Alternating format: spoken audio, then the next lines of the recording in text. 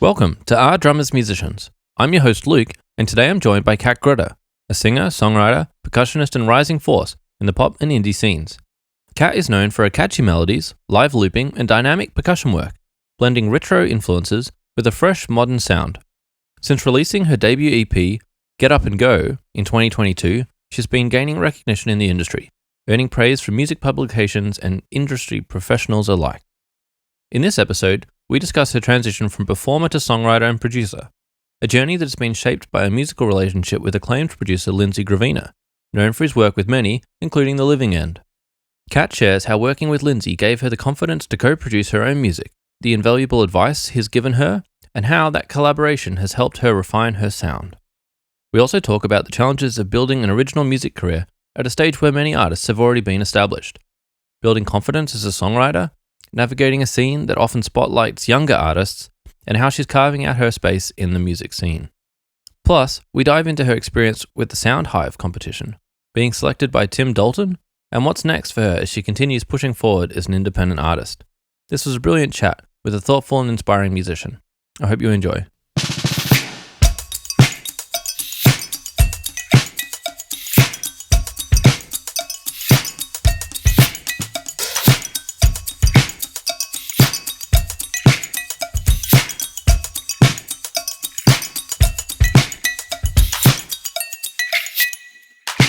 Kat, welcome to the podcast. Thank you. Thanks so much for coming. Thanks so much for having me. You're so welcome. I was saying to you before that I think the first thing that I saw of yours was the marching snare drum, press shots that you had. Yes. And you've got some really interesting visuals, and I think it's unique being a female drummer singer. We were sort of saying that G Flip's maybe the most famous one in the Australian alternative pop scene. Yeah. But it's not very common. I guess it's not common, is it? And I've just been leaning into it because I'm still working out where I fit. And because I do play a few different instruments and I'm loving the percussion at the moment. I'm really leaning into that, like the marching snare drum and all of the hand percussion like glockenspiel and shakers, maracas, all of that kind of thing. Mm-hmm. So it's not always just me behind a drum kit. I do like to move around, and that's where the marching snare drum came in, I think, because it was a bit quirky, a bit different. Where'd the percussion passion come from? It came from when I was back in primary school. So I was lucky to go to a school that had a lot of percussion, and I got private percussion lessons, and I used to look at the girls, it was an all-girls school, and go, hey, that is so cool and different. I was learning violin at the time, and I just wanted to break free from that restrictive, I don't know, I had something else in me. And so I took the percussion lessons, and I think also because I was studying the piano, I really took to the tuned percussion xylophone and glockenspiel and things like that, because it was a combination of you're hitting it like a drummer would in a way, but you're also playing the piano. So it was a cool combination. So did you transfer over to doing, I don't know, school band percussion playing? Yeah, I did for sure. Yeah, I was cool. in heaps of school bands and orchestras. I was always, the one on the timpani and playing around and counting bars. Oh, so much counting. So much counting. Oh, and I'm so bad at maths. I don't know why. I was just there losing where I was at all the time. It's brutal. That's my memory of high school percussion section, is that you're just Really? there, you got to count 104 bars of rests, and then there's one cymbal crash, and then another 40 bars off. I know. And it's brutal because it's just counting constantly. Counting, and you get in your head because you've just got one crash. Yep. And if you stuff that up, that was your contribution. So whereabouts was your school? Was it in Melbourne? Yeah, so it was down in Mount Eliza, Toorak College. Oh, yep. And so, phenomenal for the music department. Really, they had everything. Timpani, timpani costs so much money, and all the gear that I could ever imagine. Wow. Yeah, so I got the chance to really play around with everything I wanted to, and violin, piano, percussion, drum kit, and And then they really supported me with the theory side of things as well, and like leadership roles. Like, you know, they made me the captain of the band and the like instrumental this and that. So it was good to learn. At the time, I didn't realize how cool it was, but looking back, I go, wow, I was so lucky to have that opportunity as a kid. And I don't think there's as much opportunity these days, it seems, for kids to play a musical instrument, to really learn and go along with it. So, I was definitely lucky. Did you enjoy it at the time? Yeah, I did. Cool. I loved it at the time. And I think for me as well, I wasn't very much a social person. I was very reserved and shy. So I would use music as an escape. It was what I wanted to do. I didn't want to hang out with my mates at lunchtime. I just wanted to go into the music department and practice my snare drum. I was such a dork. Well, like, I don't know. I feel like it's so good that the school allowed you to do that. Like, they were like, oh, yeah, like the music school is a safe place to come. And you've got access to the instruments for you to practice or explore. And yeah, always. Oh, great. Yep, it was my happy place. And even when I was going through a tough time, I would always end up in the music department to heal from the trauma that I went through. So it was, and still these days, I still do the same thing. If I'm going through a hard time, and I am at the moment going through a really hard time, I'm delving even more into the music. I don't know if it's an escape from reality or if I'm just trying to balance the emotions of how tough it can be, but also the music can give me so much happiness and joy that I like the balance of dark and light, and it's just real life. Like, music is a representation of life, isn't it? yes. So, just blessed to be able to do it.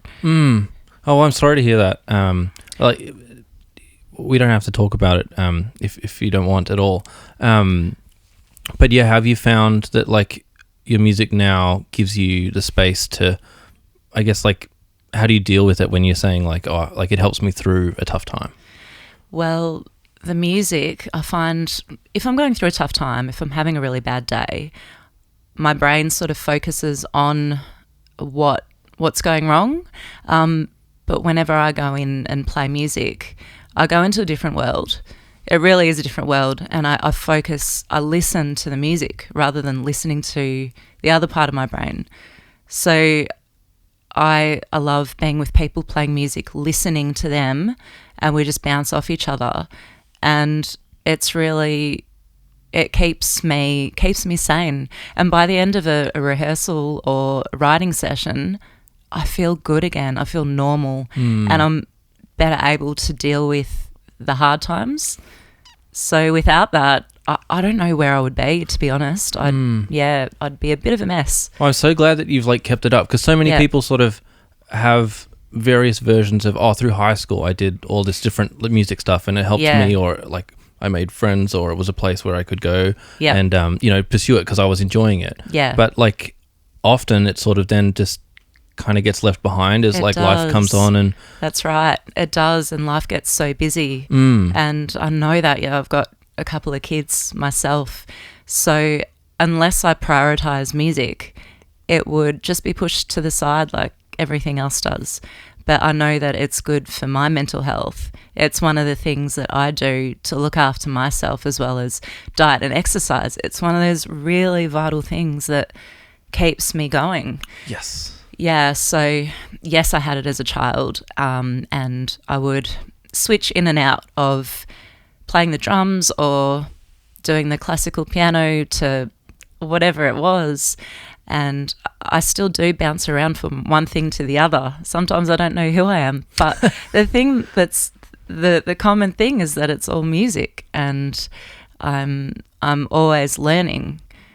It's just a never-ending journey, just like life is. It's so similar, so parallel. Yeah. What do you think? Excuse me.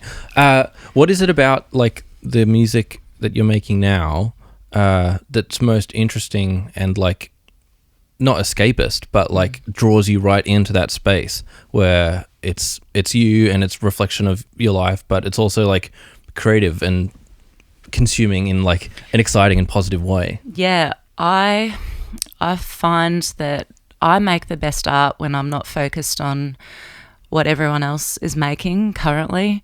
So I know who my influences are. For example, I grew up with my brother and sister are older than me, and they exposed me to music from the 60s and 70s, and so I love a good melody. Like, melody line for me is the number one thing, and I know that it's not always a focus on what's out there today, and there's a lot of things that go into a good song, but if I can switch off from everything else, all the other noise, and just do what's coming naturally from me, that's when I feel most authentic. And I think that's when I give the best product, because I'm not trying to be the same as everyone else. Mm-hmm. And well, if I did that, I wouldn't enjoy what I'm doing. It wouldn't be natural. I think that's where the percussion is coming in as well, and that also ties in with my 60s influences, because there was a lot of percussion back then, a lot of tambourine and timpani and, a lot of focus on melody. So that's my real fascination with that era. Yes. And that's what I end up doing. Like, I will go to the piano and think of the melody line and the chords first. I think from the classical background as well, it was sort of drilled into us about the melody line, and this is the king, and everything else supports, the main line. So that's how I do it. But I forgot your original question. I'm sorry. No, it's fine. I'm going to ask another question. Yeah. Like, where did this idea of becoming like an independent artist, releasing original music, come from?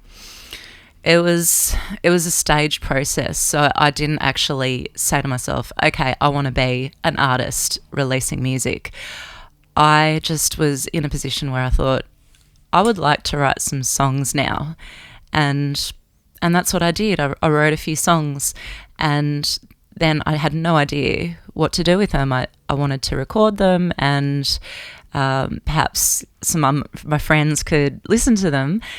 So I went looking for a producer, and and then I stumbled across Lindsay Gravina, who's been amazing, and he has taught me what I need to do to be an independent artist. Mm-hmm. And so it was then, after we'd recorded a couple of songs together, that he explained what I needed to do, all of the other things behind just writing songs, and I'm still learning about it. There's so much to it. It's not just about the music. It's promoting yourself and all of that stuff, which I can be quite awkward with. Talking about myself, I like to ask other people what they're doing too, but that's just all part of it. So now I can say, yes, I'm an independent artist, and I'm still learning, and I always will learn. But I've only been doing this for 2 years. This sort of journey, like always doing the music, always playing music, but as far as writing songs and releasing music, it's only been, I'm very fresh to the scene. There's so much to unpack, but I'm going to start with Lindsay. Yeah. Because like people that know the name will be like, oh, like from The Living End and stuff like that is worked with. How did you like stumble across him? So I did a lot of research. Okay. Yes, like. Because you said it like, oh, I just stumbled across. Oh, well, it seems like stumbled across. Yeah. No, like I think everyone who I work with, there's always a lot of thought that goes behind it. So with Lindsay, I jumped on the internet. I was just looking and looking for hours, trying to find the right producer for me. And I know that his work, from what I'd listened to, The Living End and Magic Dirt, I love his production style. It's really simplistic and working with musicians. So yeah, it was cool. I reached out to him and didn't expect to hear back, but I was pleasantly surprised when he said, "Hey, yeah, cool." I sent him a demo, and it was the most dodgy thing ever. It was just, I think I recorded on my phone, so totally not professional. It was just like a melody line, and at the time, I hadn't worked on my voice, so that was really shaky. So I said, "Hey, I've got these songs. Would you be interested in producing them for me?"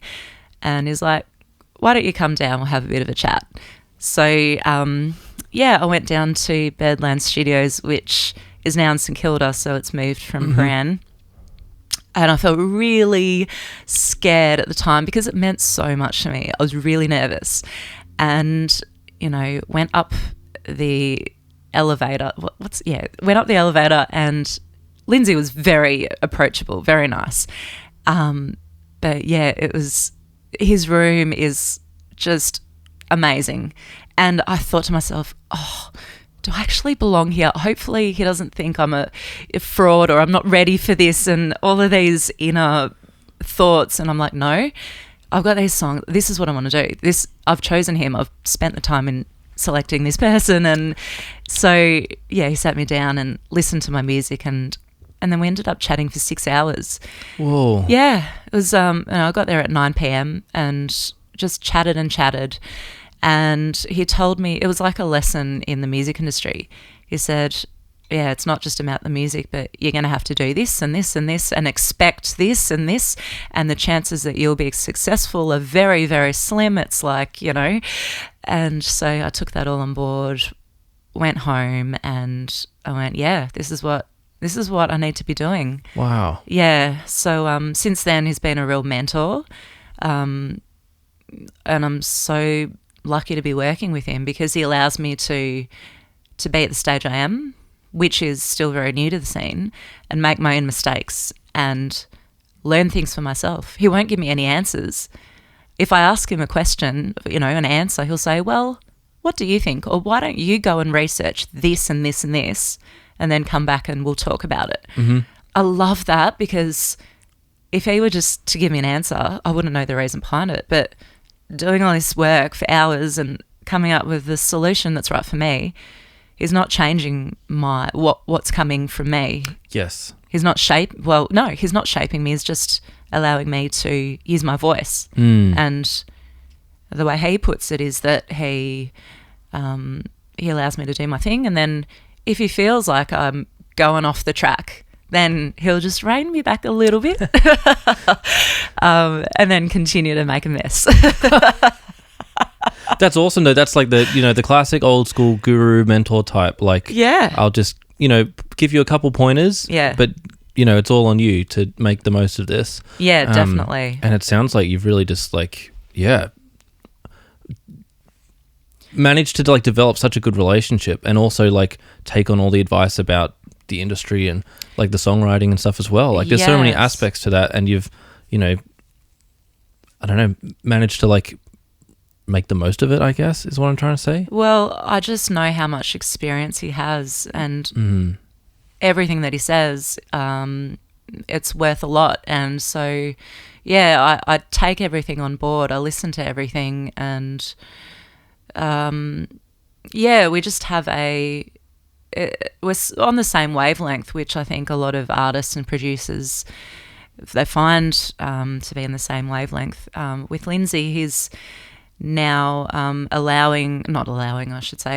he's stepping back and letting me do the producing. So he's taken on a mixing role now. Mm-hmm. And to begin with, I never would have thought that I could do that. There's so much to learn, even the production side of things.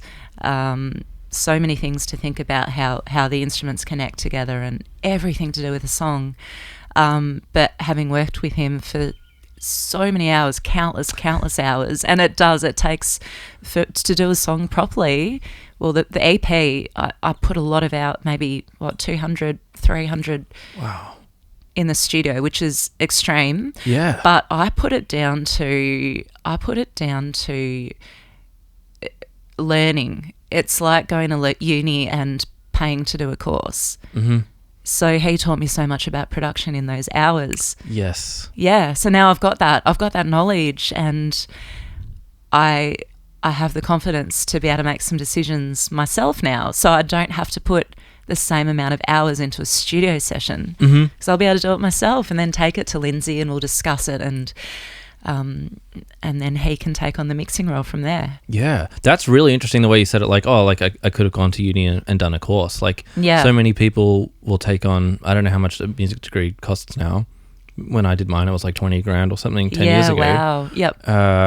And yeah, I never would have thought like, oh, what if I just like, think about as what could I do with $20,000? Yeah. It was just like, oh no, I'll go to music school and keep practicing the drums. Yeah. But like, yeah, an invaluable asset of like practical time in the studio with such a great producer. Absolutely. That's why I was looking for the best of the best, because I wanted to learn from the best.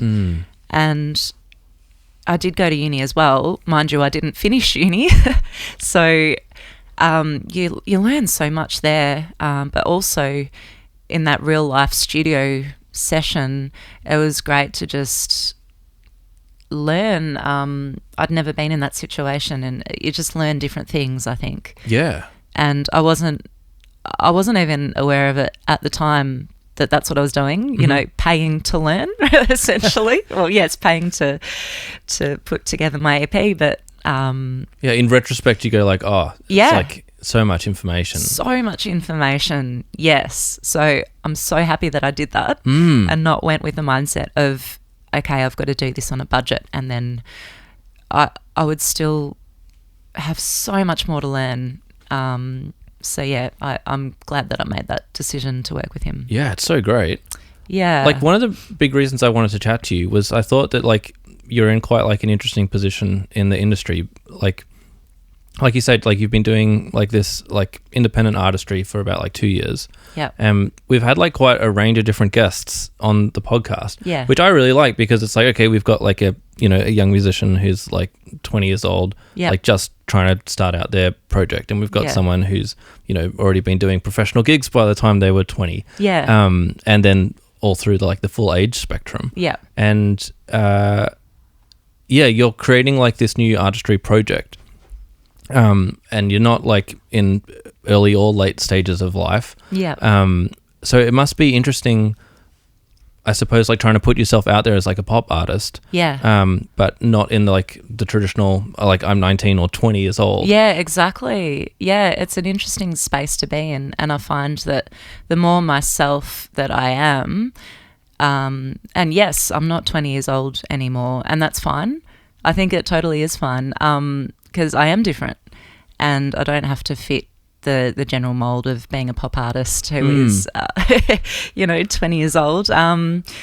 Yes, I play the percussion, and that's not your typical thing of a pop artist either.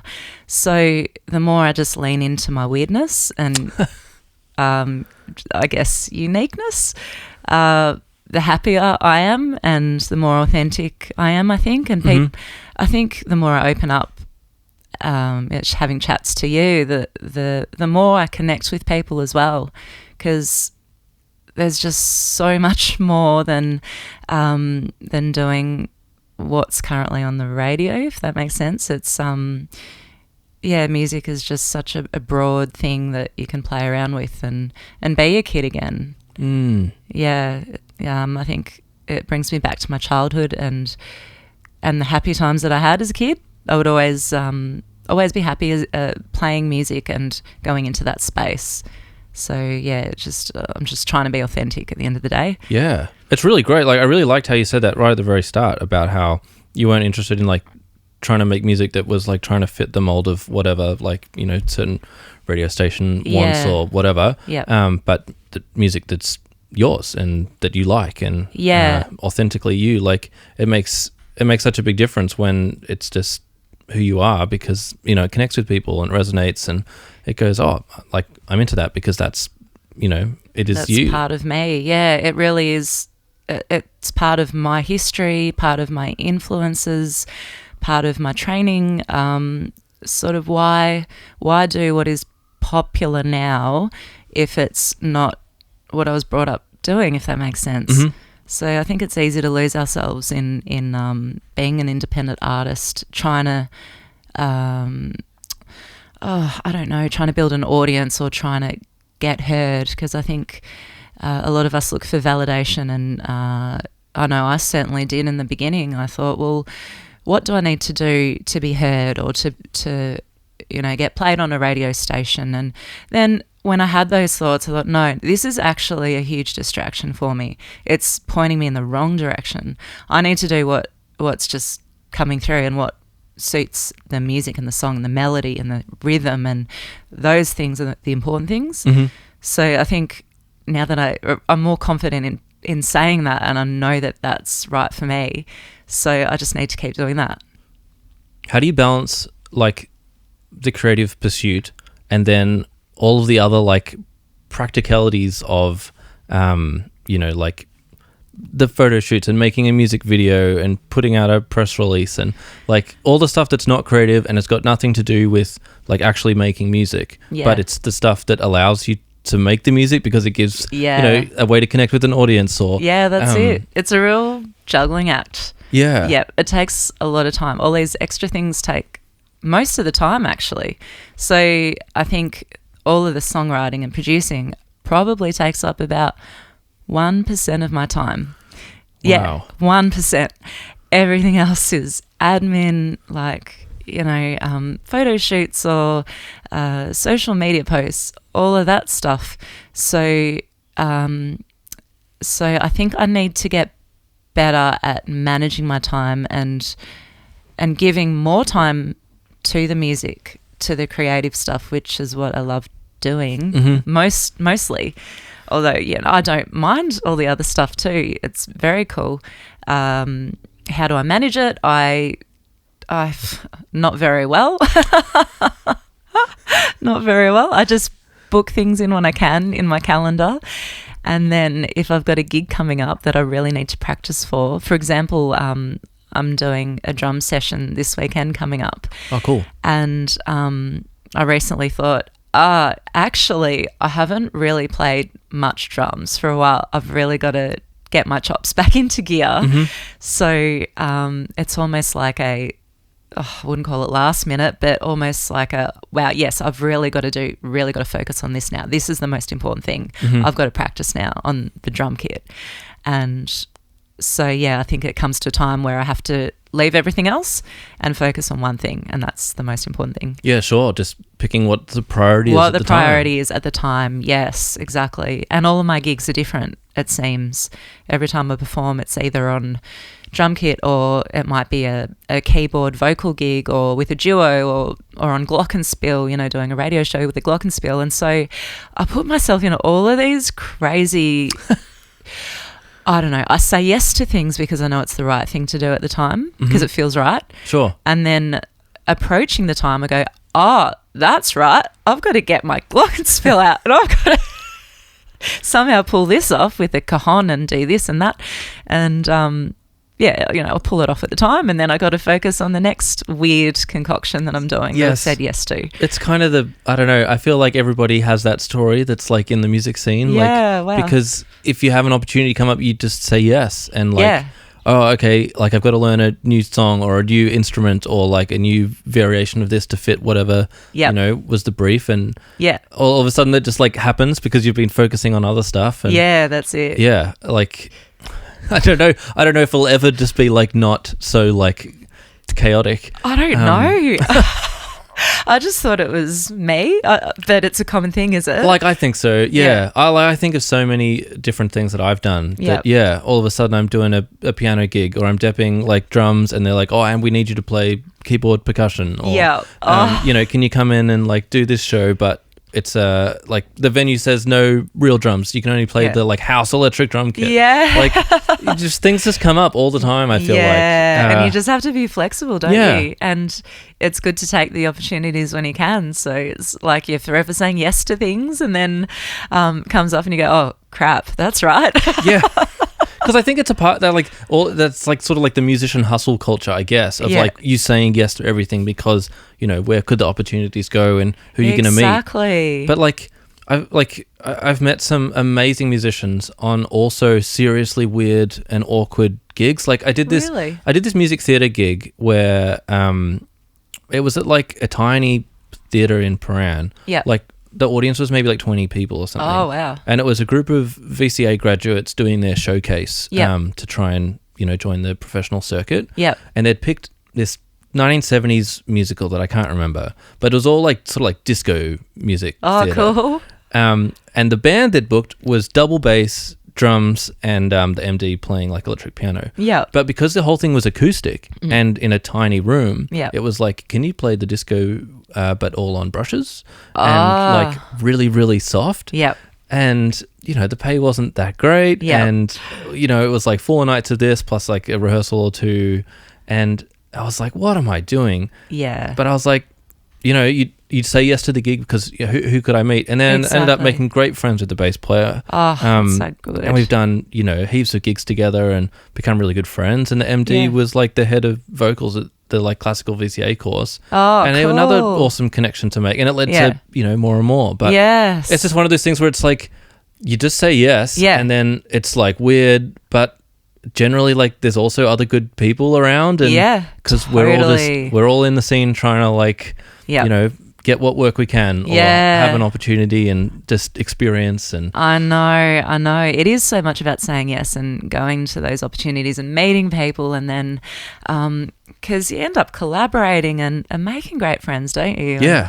Yeah, it's so much. And also on that, I know sometimes I say yes to gigs and then the gigs don't turn out to be what I was expecting at the time, and it's easy to get down on an aspect about a gig, but then you realise that it's not just about the gig, but it's about the connection, the audience, and also the other things, like you may have gotten a few great shots on stage and you can use that to promote your next gig, and so there's always something that you can take from every opportunity. That's why I barely ever say no. That's a great perspective to have though, like rather than just focusing on I didn't do this bit right, or I didn't have as many ticket sales as I wanted or something, but like what went really well? I made this connection. I got this photo. I got this. This will help me get to the next thing. Yeah, and that's helped me not focus so much on the bloopers that I might do, like the clangers that I might do, because I can get in my head about that. I can get in my head about making mistakes, but no, it's not about that at all. In fact, I think people enjoy that. I think people like the humanness about mistakes and playing music. Yeah. So there's a lot more to get from doing something than a mistake that might happen. It's the connection that happens, right? It is, like yeah. I was thinking, I saw Matt Corby's gig at the Forum earlier this year. Oh, amazing! It was awesome. Yeah.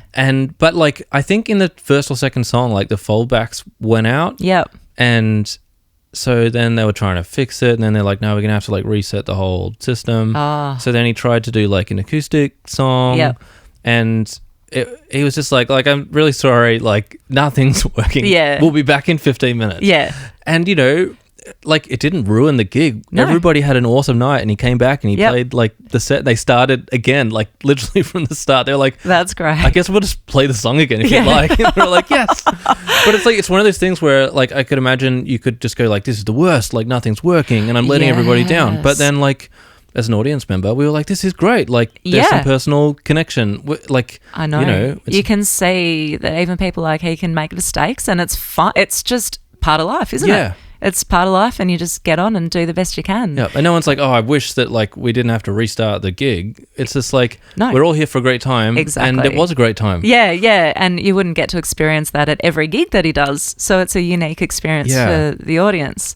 How do you not like let that stuff, I don't know, like get into your head and get stuck on the like critical path of, like being able to go like, it's not like an exam where everybody's coming to like be critical. Yeah. Everybody's come to my gig because they really want to come and like have a good time listening to my music. I think of it more now as energy. So energy on stage, and that's what people come for. Sure. So it's not about listening to every note, which is what I was focusing on with the classical music. And I would get in my head about that. I would get in my head about making various mistakes.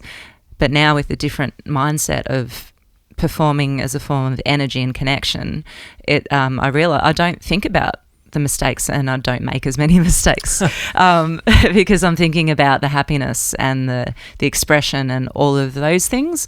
It's just a lot more fun for me. So I go to a gig now. I still feel somewhat nervous, but not to the debilitating effect as I did with playing classical piano. Mm-hmm. It's more of an excited nervousness. Oh, cool. Yeah, so I go with a, excitedness, which I tell myself is, if it's nerves, I'll say, actually, this feeling is so similar to excitedness. And so I'll go in with the feeling of, yes, this feeling is I'm being excited. I'll give that to the crowd.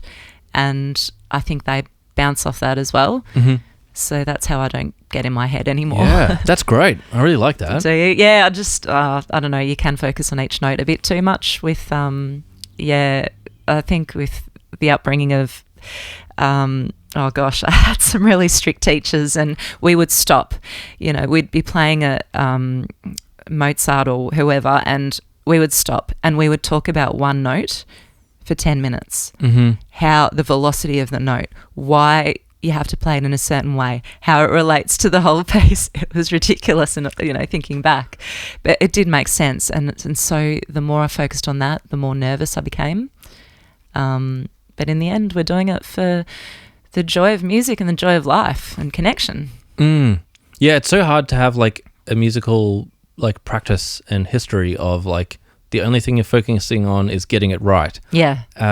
To then be able to like move forward and mature to we're playing music. That's right. Not like an analysis of errors. Yeah. And I mean, I do make a lot of errors. I do. Like I'm still playing with my setup, and I think my last gig I brought my keyboard along, and first thing that happened, my keyboard fell off the stand like spectacularly, just crashed onto the ground. And no. And I could almost feel people going, oh, and I just had to laugh and go, oh, we got to carry on with this. Like, this is just it's part of who I am. I'm clumsy as, and this stuff just happens. I just have to roll with it and express myself in that way, in that weirdness that I am. I wanted to ask about your setup. Yeah. Because I've seen like a bunch of different setups from shows. Like you've got electronic drum kit, or like a hybrid where it's like half a kit and maybe you've just got like one or two pads whilst you're singing, and then there's like the keyboard and the acoustic drums. Like, do you enjoy experimenting with different sounds at different gigs? Yeah. Or is it like this one I'm trying this and it's like very deliberate, like change of setup for like, I don't know, whatever's happening? Yeah, it really depends on the gig that's coming up. Mm-hmm. So, if I do play with the keyboard, it might be a solo gig where I need the chords and the melody coming through. But also I've started playing around with live looping. So that's a game changer for me, I've found. Yeah, I'm really discovering that I can put down either the drums first and then go over and play the piano and sing, or the other way around. I'll do the chords first and then go and have some fun with the drums. Mm-hmm. So I'm still experimenting, and I don't think I'll ever stop, to be honest. I don't think I'll have a set up for every gig because they're all so different.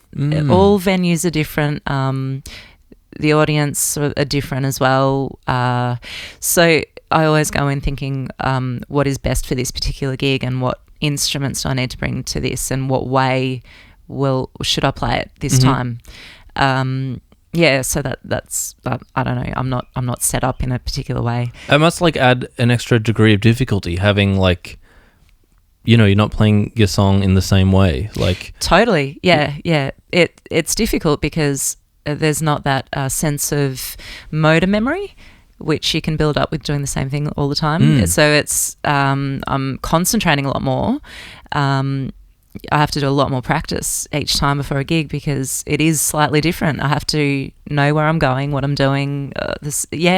So probably thinking about it now, I should have more of a setup that I can be familiar with, and like the hybrid drums and the keyboard, that works well for me because I've got the two there to play with, and the live looping, that makes sense for me. I can sort of do the one-man band thing, and other times do the acoustic gigs with Van, which is also cool. Yeah. Yeah. I wanted to touch on like that. Like, how did that musical partnership start? It started through a best friend of mine, and so she knew Van through her husband, and she said, "Oh, I think you guys would get along really well. Yeah, you're just really similar people and play the same sort of music." And I don't know, in the beginning I didn't really give it much thought. I wasn't looking to partner up with anyone. And then it just happened. We ended up having a jam, and he came so prepared. I wasn't expecting that. So he'd really learnt the songs and came in super prepared, nailed everything, great attitude, really friendly. And I just thought, yeah, he's a legend. Like, as if I wouldn't work with him. It's great. Wow. Yeah. So since then, we've been playing together heaps, and he's amazing. Like, as a person and as a guitar player, as a singer, he's done a lot of work on his voice. And so, yeah, there's this mutual respect, and we give as a duo, we're listening more to each other. It's it's an interesting project being a duo, because you're not just thinking about what you're doing, but you're thinking about what they're doing and how to balance it, and are you giving too much, or the shape of the song and what needs to do, all those sorts of things. So we both actually commented on that. We went, hey, it's great being a duo, isn't it? Because sometimes when you're in a full band, you've got so much noise going on that you don't really listen. You can kind of hide behind a chord or whatever. But as a duo, you really have to lock in and think of everything that's happening. You're so exposed. Exposed, exactly. Exposed, which sometimes it's a good thing, and other times, it's challenging. But yeah, no, it's been great having a duo. Yeah, cool. Yeah. I especially liked in the first track of yours, I heard how you had like a timpani sound, like overdubbed or linked to your kick drum. Yeah. I was so stoked that you noticed that. It was really cool. I was like, I haven't heard something like this before. It's kind of like that 60s thing where like maybe there would be a timpani, like, you know, part of like an orchestral accompaniment part. I think you're the only person who has picked up on that, actually. Well, who has told me that. But yeah, that was a deliberate thing that Lindsay and I worked on. Yeah, right. Yeah, so we were going for that 60s sound, a modern version of the 60s sound, and Cool. I wanted to express myself as a percussionist and be different. So, we both went away and listened to a whole heap of artists from that era, and even like Amy Winehouse, and we noticed that they used some timpani. And then I think it was Lindsay who said, hey, how about we try Connect, sort of do this hybrid bass drum timpani sound. And he kind of gave me an example. He said, I haven't done this before, but let's play around with it. And I went, hey, this really works. We can emphasize certain beats. And the timpani has got its own note, which is so handy. You can kind of use it as a bass guitar, and it just gives more of that bass feel, as well as it's just so different, isn't it? So different. So yeah, I'm stoked you noticed that. Well, it's just like it's subtle, but it stands out because it's like, it's sonically quite different to a bass drum. Yeah. But interesting the way that it like can fit in and play the same role in that like hybrid way. Yeah, well, we really had to play around with the mix of it to make it work. How much bass drum did we have compared to how much of the timpani sound did we put in there? Is it too boomy? Do we have to taper off a little bit? So every little decision was really well thought of, and to be different as well was deliberate. Wanted to be like the 60s, but do it in a modern, fresh way. Do you enjoy like looking for sounds like that, where you're like, I have my song, but like, what are the little like flavors and textures and colors that I could add on to this? Definitely. Yeah. I really, really love doing that. And that's how you can be creative, I think, finding your own sound and now that I'm doing a lot of percussion, I'm drawn to those percussive sounds, and there's a huge world of them out there.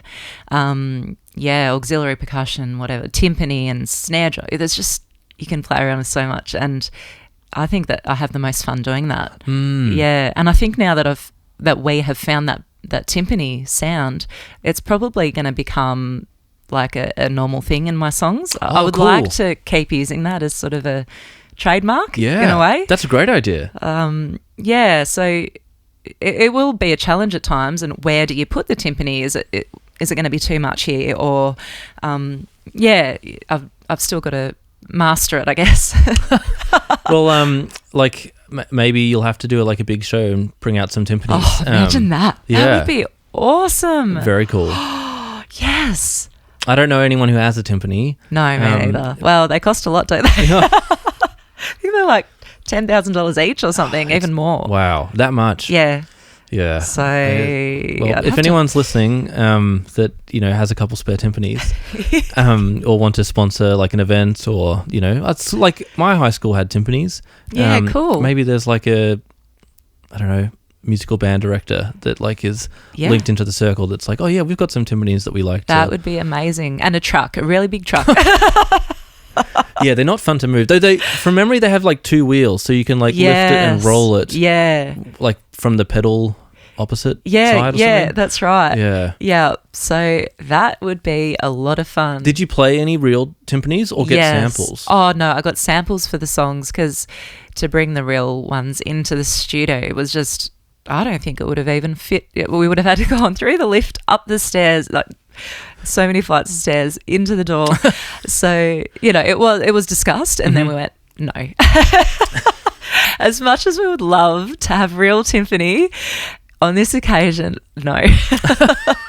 I think like in the context of like creating the hybrid thing, the samples sort of just make a bit more sense. Like it's not like you're playing like a whole bunch of timpani parts. Yeah, that's right. Yeah. Yeah, it's not a full song of timpani. It's just little sprinkles of it. A nice colour. Yeah. All right, we've been doing this game on the podcast where I get guests to ask questions of the next guest. Oh. So I've got a question for you. Okay. From my last guest, Jim Alexander. Okay. What musical experience changed things for you? That's a really good question. Okay, so the experience that changed things for me was not so much in a musical sense, but it was more in a sort of strength building sense. So for one of my gigs, I had severe food poisoning, and so I had some sushi and I was violently ill. I actually spewed right before I drove to the train station to pick up a guitar player to then bring to the gig. I then spewed again before walking into the venue, and another 3 times. I was dizzy, and I could have just not done the gig at all, but there was something in me that went, no, you've got to do this no matter what. Like, you got to keep doing this. And I did. I got through the gig. I almost spewed onto my snare drum. I was jumping on stage, sweating. I've never been that sick before, but I got through it. And then after that, I went, hey, I can actually do anything. Wow. Yeah, so that was a life-changing moment for me. I'm glad it was an empowering experience. You joined the club of other podcast guest Tony Floyd of having like terrible food poisoning whilst playing a show. Really? He had a bucket on stage that he was throwing up into on a Things of Stone and Wood gig. Yeah, wow, well done. Like, it's some amazing persistence. Well, is it a good thing or not? Perhaps I could have cancelled the gig, but they'd put so much into it that I couldn't. I really couldn't cancel. I had to do it. So, yeah, after that, I just went, well, if I can do that, I can do anything. Yeah, wow. Well, what question would you like to ask our next podcast guest? Can I have a bit of time to think of a question? Have as long as you want. I want to ask like a different kind of question. Okay. Hopefully this comes out articulately. So if you could be a food... No, that doesn't work. I'm trying to say, if you're a food, do you think food is related to music? And no. I'm interested to hear where this was going. I was gonna. So, if you could describe your music as a dish of food, what dish would it be? Oh, that's interesting. Are we going to go with that? That's where I was trying to go. Yeah, that's great. How would we describe your music as a dish? Oh man. Okay, I'll say it's an Italian dish because my parents are Italian, so we'll start with that as a base. And then you got to sprinkle a bit of Parmesan cheese, for a bit of flavour. This is so tacky. Okay, and then maybe some meatballs. And then what else? But you don't want to overcomplicate it. That's why it's Italian. Okay, so it's Italian because it's a simple cuisine. Yeah, you don't want to overcomplicate it with too many parts and flavours. And everything has to just go together harmoniously. Lovely. There it is. Wow. I actually said that. Yeah. There we go. I love Italian food. Well done. How much does food influence your music? I think it actually influences me a lot because, my other life is I'm a chef. And so I can be very creative with my meals. And I'm always changing things around, always thinking of how the flavors go together. Do you need to add more acidity or do you need to add more salt or sweetness? And it's very similar to music, to making music. You have to keep tasting. You have to keep, tasting or listening. You're using your senses, but a different sense, and adjusting where you need to until you get the right balance and that it looks all pretty as well. Yeah. I guess is it as much of a creative outlet then when you're I don't know, not cooking, well, maybe when you're cooking professionally too, but to be able to explore and play with flavors and stuff like that in the same way as, let's add some glockenspiel or tambourine to this track I'm writing. Yeah, I think the moments in my life where I wasn't playing as much music, I was replacing that with cooking because it was very similar. It was a creative outlet and I was playing around. I was playing with food and ingredients and recipes, and I would get lost in my own little world in the kitchen putting things together. So yes, they're very, very much related, I think. Do you listen to much music whilst you cook?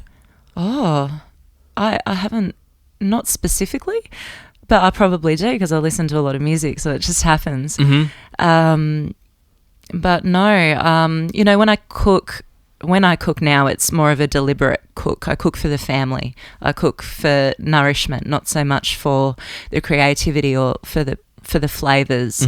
I've got my music now for that, and I don't have the time to be creative with the food. So I do the cooking now for money and for cooking for my family. Yeah, sure. Yeah. My favorite record to put on when I'm cooking is George Benson's The Cookbook. Oh, really? It's an excellent album that I would highly recommend for I used to put it on for a big breakfast on Saturday. Oh. I'd get up and I'd put the record on and then I'd cook Lucy and I eggs or something. Oh, I'll have to have a listen. Yeah. It's just it's a fun post-bop jazz record. Yeah. So it's Benson before he was singing. Yep. I think maybe 1959 or something. Really? But there's something for me that I like to have music on. I'm not a chef and I'm not a foodie either. Yeah. But having music on whilst I'm doing other tasks like cooking or something like that, I find quite helpful. Or washing the dishes. Yep. That was a big thing for my family when I was growing up. Yep. I'd be all right, put on some pump up music. We're going to clean the house or wash the dishes. Or to help you get through the chores that you have to do. Yeah. Yeah. Well, I do that with packing up time with kids. Okay. Yep. I always put on some music for them, which motivates them to pack up. I know they do that at kinder as well. They always put on some music. Ah. Yeah, nice. For packing up. So, it's not only just for cooking, but I guess all the other tasks. There's always music in the background, isn't it? So for me, it's not a deliberate, what do I listen to? But yeah, there's always something going on. I was reading your influences playlist. Oh, yeah. To like see a bunch of the different artists and stuff. And, it was a really cool list of music, like so much from the like 60s and 70s and a bit of 80s and stuff in there too. Yeah. Is that similar music to what you spend your time listening to now? Yeah, definitely. I do. I listen to a lot of older music. It's what I resonate with, and I love the melodies from the past, and I love the authenticity, I think.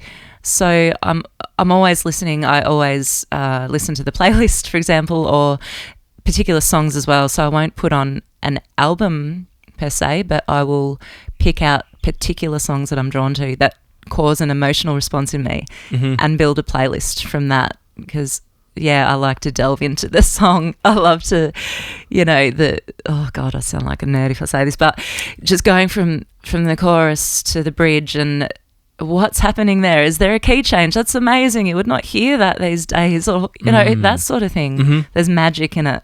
Yeah. Yeah. Well, no nerd hate. It's okay to be a music nerd in this podcast community. That's cool though, that like you've been influenced by all this great music, but it's like, still a part of your life now. Still very much a part of my life. And my brother's passed on some of his records to me as well, because he doesn't listen anymore to the records. And so I've got a huge stack of 70s albums and 60s. And so it's very much all I listen to, I'd say. Even listening to the radio, I go Gold FM, Smooth FM, that sort of thing. Yeah, sure. Yeah. What's it like having kids where, you're influencing their music tastes by what you choose to play when they're around? Yeah, it's not a deliberate thing, but I kind of get a buzz out of it. I love when I'd be playing a song and then they'll start singing it the next day. Because, I think kids have got a really good sense of what a good song is. I think they get drawn to a really good melody, and they'll sing it back to you if they approve, if they like it, if it's catchy. So I sort of go to them sometimes for advice even. Interesting. I'll say, hey, what do you think of this one? I might say, oh, sounds a bit boring there, Mum, but hey, this is cool. And it's always the part that is, I don't know, lovely melody line or something that they can sing back and have fun with. Interesting. Yeah, so I take their opinion quite seriously. Wow. That's really cool that you've got like this little like test group that you can Yes, pitch. they're a good test group. Yeah. Yeah. So I don't go to my husband so much for advice, because he has his own style, but the kids, they haven't been influenced yet, apart from me. But God, I love it. Like the next day they'll start singing Georgie Girl by the Seekers in the car, and they'll go off to school singing that. And I'm so happy, because I just think, oh, isn't that a great song? I'm so happy that they're singing it, and then their friends might hear this amazing song that's been written, and wouldn't it be a crying shame if that song is not heard by this generation? Yeah, it's great. Oh, yeah, I've got a couple of not a couple. Oh, anyway, sorry. Let me start that sentence again. I've got a like kids music duo that's going to come on the podcast in like a little while. Yeah, and I'm like really on the fence about like how I personally feel about kids music. Yep, because I'm like. Why don't they just listen to the Seekers or the Carpenters? And like, do we have to have like music that's dumbed down for kids? Because there are kids that listen to a great song and they can sing that, or like, I can't remember the guy's name, but there's like a YouTuber and the video is always like him in his car driving. Yep. And then the kids in the back seat are all like under 8 or something, and they're singing back like John Coltrane saxophone solos. Oh, like it's like a family, and they're all just singing like complex and interesting music. Wow, that is super cool. And I'm like, why don't we just like, why aren't the kids' music the like the greats or something? You know? Yeah. But then the other part of me is like, oh no, I think I listened to kids' music growing up, and yes, that's right. It clearly connects with so many people. It does, doesn't it? So there's like an interesting space for kids music as its own genre, I guess. It is, isn't it? It does have its own genre, and there's so much that you have to consider when you're writing for kids as well. There has to be that playful aspect and colour and everything that kids are drawn to. I studied a subject in uni called Creativity, Play and the Arts. Okay. And it was interesting to learn about kids and how their minds work and how they're very drawn to the colour and vibrancy of things. And so, yeah, I would imagine that writing for children, writing songs for children, you'd have to be in a totally different mindset. Well, yeah, I mean, I remember being in kinder and I still remember all of the songs from kinder, like freakishly, the words, the melody and the dance movements to it. Wow. So there's something there, you retain it. And it's also, I think, a big part of the movement for children is important, and learning about animals. And so it's just, sorry about that. Yeah, it's about, the education side of things too, I think, in a fun way, to put it in a fun way. Yeah. Learning about Australian birds and singing about it and dancing and That's using interesting. a body. Yeah, because you're not just like sitting down to learn it. It's like a part of the musical creative knowledge transfer. Yeah, that's it. Yeah. Wow. All right, we should wrap up with the final 5 quick answer questions. Okay, I'm really bad at quick answers, just so you know. All right, good luck. Okay.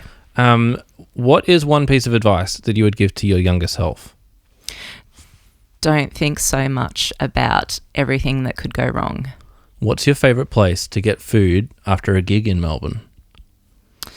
Ooh, I love, what's it called?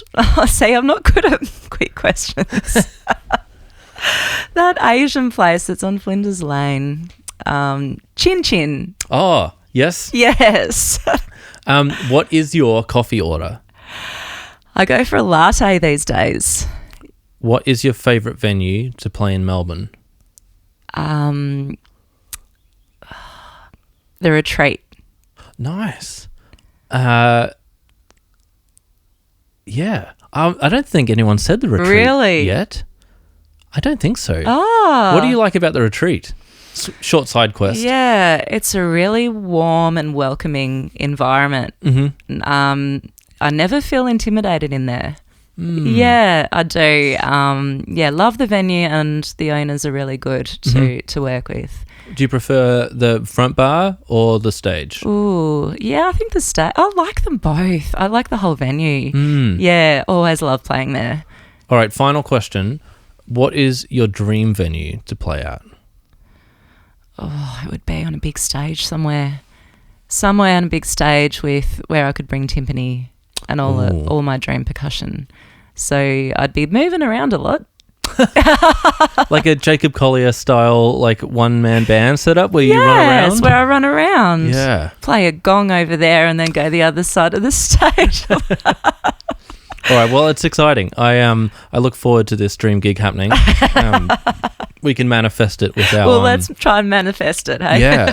Thanks so much, Kat, for doing this. It's been like a really lovely chat. And thank you so much. yeah, it's interesting to hear about like your perspectives and like how much you've made of like the learning opportunities with like the producing of your music and balancing all the different things, but also being enthusiastic. And I love that like you're making music that's authentic to you and a bit different and a bit interesting. And it's exciting to see what's going to happen, especially like when we listen back to this episode when it comes out, like what's happened in the last 6-12 months since just chatting to you now. Oh no, thank you so much for having me, and had a great chat. You've made me feel really comfortable. So I know there's some things that I said to you that I've never said before. So wow. Yeah, thank you for allowing me to open up. Oh, you're so welcome. Thanks for sharing so much with us. My pleasure. Thanks for joining us on Our Drummers Musicians. I hope you enjoyed diving into the world of another musician as much as I did. Help us grow by leaving a review and sharing the podcast with your friends, family, favourite artist, or anyone else who might enjoy it. For more info and updates, visit ourdrummersmusicians.com. See you next time.